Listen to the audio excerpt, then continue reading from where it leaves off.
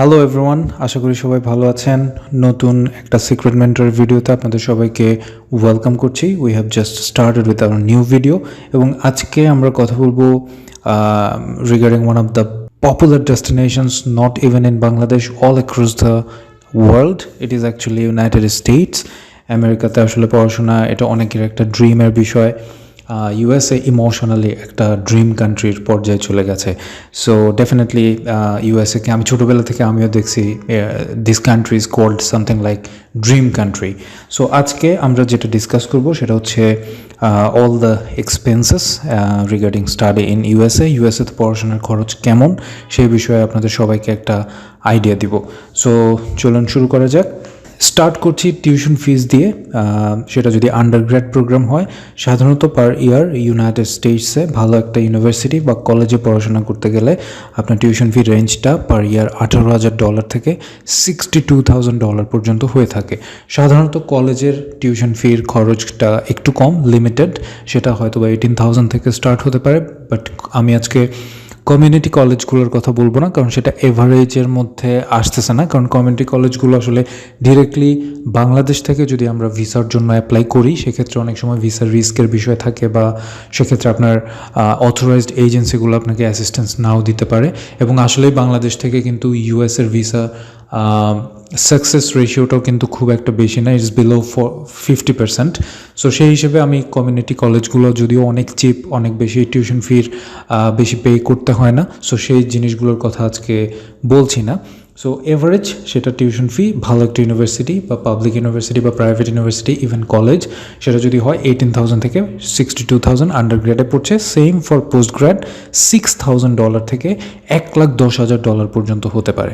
সেটা যদি আপনি চান্স পাওয়ার মতো যদি স্টুডেন্ট হন, সেটা যদি হয় even Harvard university or like Stanford or University of California, especially the Los Angeles, UCLA যেটার নাম।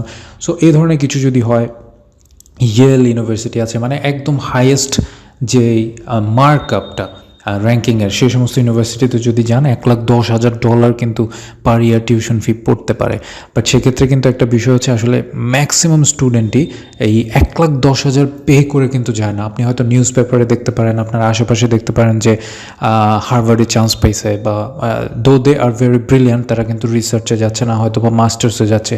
সো আপনার একটা কোয়েশ্চেন আসতে পারে যে সামথিং লাইক যে এত টাকা পে করে যাচ্ছে, how can they even manage?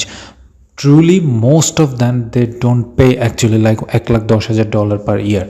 So it is something like what should I say, তারা হচ্ছে ফান্ড পায়। কারণ প্রত্যেকটা বড় বড় ইউনিভার্সিটি সেটা কিন্তু ফান্ডিংয়ের উপরে অনেক বেশি অপশনস রয়েছে ইন্টারন্যাশনাল স্টুডেন্টদের, সেটা আবার ডিফারেন্ট পলিসি রয়েছে। সেটা নিয়ে আমরা আস্তে আস্তে ইউএসএ নিয়েও ডিসকাশনে আসবো। সো আপনারা এখন একটা রেঞ্জ জেনে গেলেন। পরবর্তী পয়েন্টগুলো খুব সংক্ষেপে শেষ করে দিই, খুব একটা বেশি এলাবোরেটেড করবো না, যেহেতু আজকে আসলে আমাদের টার্গেট হচ্ছে আপনাদেরকে জাস্ট পড়াশোনার খরচটা কেমন, কিসে কিসে খরচটা আসে, এক্সপেন্সটা আসে, সেই আইডিয়াটা দেওয়া। সো পরবর্তী অপশনটা হচ্ছে অ্যাকোমোডেশনস। সো অ্যাকোমোডেশন যদি আপনি ইউনিভার্সিটির রেসিডেন্সে থাকেন, তাহলে পার মান্থ কিন্তু সব খরচ মিলিয়ে বা শুধুমাত্র অ্যাকোমোডেশনের জন্য আপনার $800 থেকে $1,500 পড়বে। আর সাধারণত বাংলাদেশের স্টুডেন্টরা ইউনিভার্সিটির রেসিডেন্সে থাকতে চায় না, তারা প্রাইভেট রেন্টালসটাই বেশি প্রেফার করে, লাইক কয়েকটা স্টুডেন্ট মিলে একটা বাসা নিয়ে থাকা।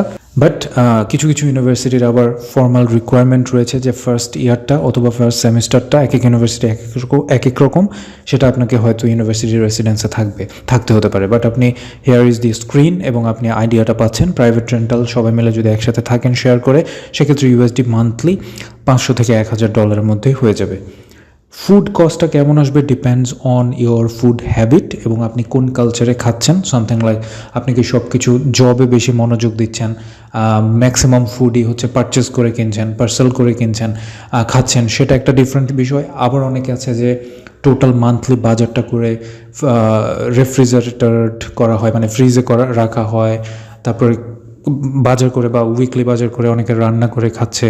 সো এটা ডিপেন্ড করবে আপনার ফুড হ্যাবিটের উপর। বাট স্টিল আপনি যেটাই করেন না কেন, মান্থলি $300 থেকে $500 বাজেট করলেই সেটা ফুডের জন্য হয়ে যাচ্ছে। ট্রান্সপোর্ট, এটাও অ্যাগেন ডিপেন্ড করে। প্রথমত আপনি যাচ্ছেন কিন্তু স্টুডেন্ট ভিসাতে, সো আপনার সামথিং লাইক ইউনিভার্সিটিটা কোথায়, আপনি থাকছেন কোথায়, আপনার অ্যাকোমোডেশন ফ্যাসিলিটিস কোথায়, আপনার ক্যাম্পাস কোথায়, ইন বিটুইন আপনাকে কতটুকু ট্রান্সপোর্টের পেছনে এক্সপেন্স করতে হচ্ছে, আপনি কি ট্রেন ইউজ করতে পারছেন নাকি সেই রুটে বাস আছে, নাকি আপনি গাড়ি কিনছেন সেটার ফুয়েল খরচ কেমন আসতেছে, এগুলোর উপর ডিপেন্ড করবে। এই জন্য আমি $500 থেকে $100 পার মান্থ বলেছি। সো এটা টোটালি আপনার হ্যাবিটের উপর। সো আপনি যখন রিসার্চ স্টার্ট করবেন, সো আপনি ডেফিনেটলি গুগল ম্যাপে দেখবেন যে আপনি কোথায় থাকছেন, কোথায় যাচ্ছেন। দেন আপনার অবশ্যই ইউনিভার্সিটি নিয়ে রিসার্চ করতে হবে যে আপনি কী ফলো করছেন, লাইক কোন জায়গায় থাকছেন, সেটার এক্সপেন্স কেমন, সেই জায়গায় গাড়ি কিনতে হলে কেমন, it's up to you, completely research আপনার যাবে। সো এটা হচ্ছে budget. Same goes for entertainment. So এখানেও আমি $500 থেকে $100 পার মান্থ লিখেছি। এটা আসলে আপনি তো you are just not like a robot, like you are not just a machine you are going like. So আপনার কিছু এন্টারটেনমেন্ট থাকবে, সেটাও কিন্তু পার্সোনাল হ্যাবিটের উপর চেঞ্জ করে। আমাদের এখানে বাংলাদেশি স্টুডেন্টের ক্ষেত্রে আমি যদি হতাম, তাহলে আমি হয়তো এখানে অনেক কিছু এন্টারটেনমেন্ট বলতে ইউএসএ যা বোঝানো হয় আমি হয়তো সেটা ফলো করতাম না। এখানে রিলিজিয়াস বিষয় আছে, যেমন অনেকে বার প্রেফার করছে, অনেকে উইকেন্ডে দেখা গেছে যে ইংলিশ প্রত্যেকটা কান্ট্রিতে, for example if you're going over there, দেখবেন যে ওরা সবাই ফ্রাইডে নাইটের জন্য ওয়েট করে, লাইক সো সেখানে মানে একটা পাবে কাটিয়ে দিচ্ছে পুরো রাত, মধ্যরাত পর্যন্ত, দেন পুরো দিন ঘুমাচ্ছে। সো এটা আসলে আমি প্রমোট করছি না, এটা অ্যাকচুয়ালি এটা আমার রিলিজিয়াস থটের সাথেও যায় না। বাট আমি কেন বলছি, it is the common culture over there, whatever it is, like United States or Australia even, or United Kingdom or Canada, whatever it is, আমি ইংলিশ স্পিকিং কান্ট্রি বা ওয়েস্টার্ন কান্ট্রিগুলোর কথা যদি বলি, this is the culture they are following. So সেক্ষেত্রে গেলে কিন্তু $100 ছাড়িয়ে যাবে। বাট আমি যদি বাংলাদেশি কালচারও মেনটেন করে, তো সেক্ষেত্রে আমি হয়তো আপনি মুভির পেছনে দেখতে পারেন, আমি যেমন ট্রাভেল পছন্দ করি, তারপর আমি ঘুরতে পছন্দ করি, সামথিং লাইক দ্যাট। সো আমি হয়তো হিয়ার অ্যান্ড দেয়ার আমি একটু এক্সপ্লোর করার ট্রাই করতাম। অনেকে মুভি দেখতে পছন্দ করে, অনেকে বই পড়তে পছন্দ করে। সো বই পারচেজ কিন্তু ইউএসএতে খরচ আছে। So what ever it is, এখানেও $500 থেকে $100 আপনি একটা বাজেট রাখতে পারেন, কারণ এটা আপনার ওন সেলফ এন্টারটেইনমেন্টটা কিন্তু প্রয়োজন আছে। কারণ আপনি অ্যাজ অ্যান ইন্টারন্যাশনাল স্টুডেন্ট ইউএসএতে যাচ্ছেন, সো সেক্ষেত্রে আপনার কী কী কাজ আপনার কিন্তু মাথায় রাখতে হবে। You are going for your study, you are going for a job, because বাংলাদেশে most of the student part time job করছে। সো এটা কিন্তু খুব মানে হেলথের একটা বিষয়, যে আপনি প্রচুর পরিশ্রম হচ্ছে mentally, physically, because you are working like a sales or something like McDonald's, or it is like, আমি পার্ট টাইম ক্যাজুয়াল জবের কথা বলছি। সো এটা পুরোটাই আসলে শরীরের উপর দিয়ে যায়। যারা বিদেশে থেকেছি আমরা, I know that. And apart from that, পড়াশোনার কথা, এটা টোটালি মেন্টাল একটা ওয়ার্কআউটের বিষয়। সো আপনার আসলে কিছু এন্টারটেনমেন্ট লাগবে। দিস ইজ ওয়াই এই জিনিসটা আমি বাজেটের মধ্যে আনাটা প্রয়োজন বলে মনে করি। So let's go for the next one is SIM card with plan. So আপনি ডেফিনেটলি আপনার ডেটা লাগবে, আপনি হয়তো বাসায় কথা বলবেন, আপনার গ্রুপ ওয়ার্ক থাকতে পারে, আপনার সোশ্যাল অ্যাক্টিভিটিসের উপর ডিপেন্ড করবে আপনার কেমন সিম কার্ডের সাথে আপনার প্রত্যেক মাসের যে প্ল্যানটা আছে সেটা কতটুকু দরকার। সো সামথিং লাইক এটা USD 20 থেকে 40 হলে আপনার হয়ে যাচ্ছে।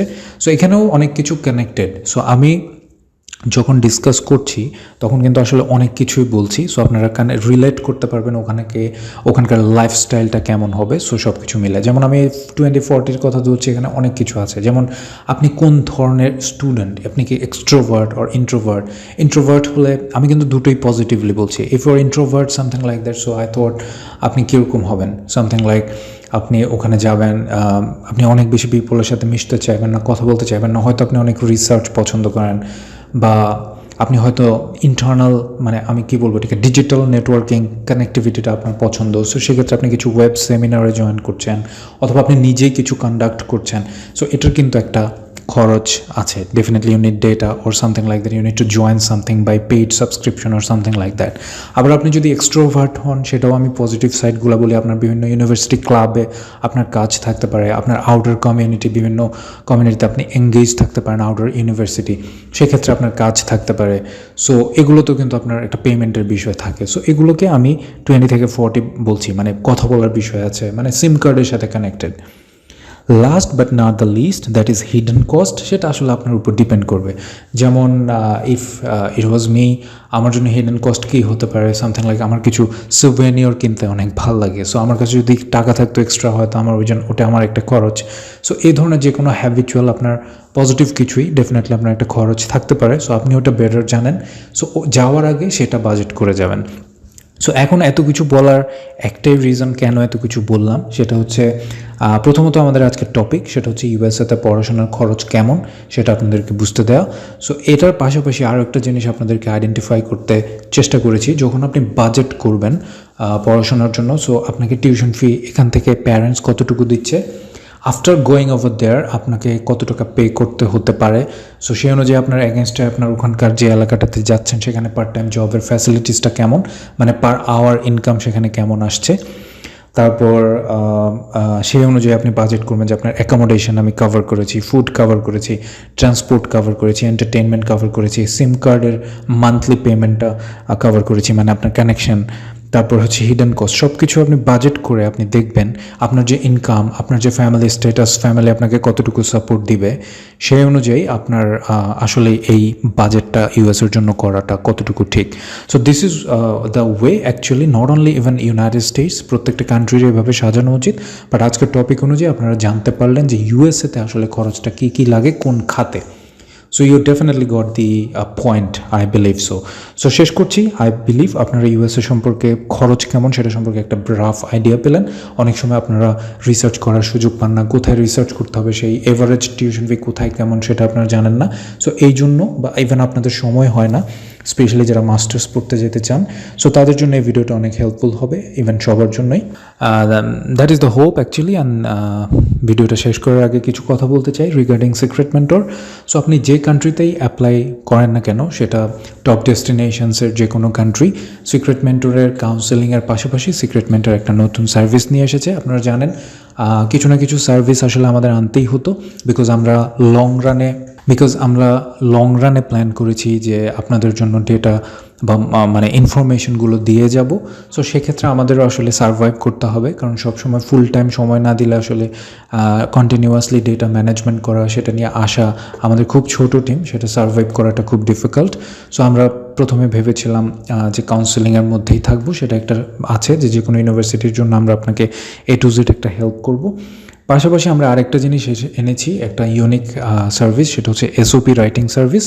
যে কোনো ডেস্টিনেশনে আপনার এসওপিটা খুব বেশি important to get your visa and all the chances from university admission to the visa. So আমাদের একটা এক্সপার্ট টিম রয়েছে যারা কিনা ডেস্টিনেশনস নিয়ে কাজ করছে, কাউন্সেলিং A to Z পর্যন্ত বেশ কিছু বছর ধরে। So they are also expert in the professional writing for this sector industry, specially the statement of purpose.